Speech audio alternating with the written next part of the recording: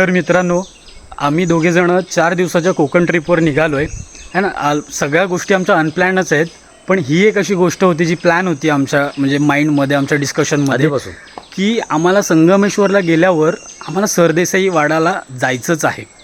So आता आम्ही आहोत संगमेश्वरमध्ये, कसबा म्हणून गाव आहे.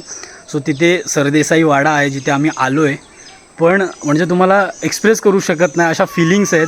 कारण कसबा गावात एंटर करताना संभाजी महाराजांची मूर्ती आहे, तिथे आम्ही दर्शन घेतलं आणि तिथूनच मन असं जड झालं की असं म्हणजे एक्सप्रेसच करता येत नाही. आणि जसं इथे आलो तर जागा बघून, हा वाडा बघून त्या सगळ्या गोष्टी एवढ्या फ्लॅशबॅकमध्ये आठवल्या, जे आपण मूवीमध्ये सीन बघतो.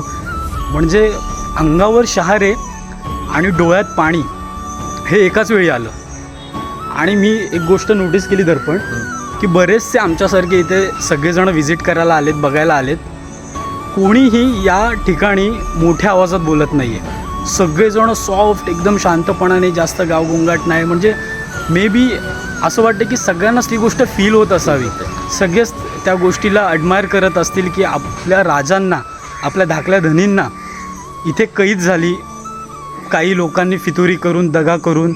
आणि तो काळात दिवस आपण इथे आल्यावर जेव्हा स्मरणात येतो तेव्हा कदाचित हे आपल्यासोबत घडतं, आपल्या मनात त्या फिलिंग्स येतात.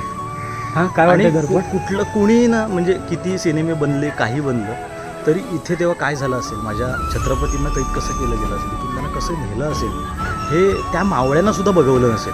तर आपण जर त्यांना देवच आहेत ते, तर देवाच्या ठिकाणी असणाऱ्या माणसाला काय फील होईल, माझ्या देवाला इथून घेऊन गेले तेव्हा आपल्याला काय फील झालं असतं, ते फक्त इथे येऊन तुम्ही एक्सपिरियन्स करू शकता. बाकी इथे येऊन तुमच्याकडे शब्द उरत नाही.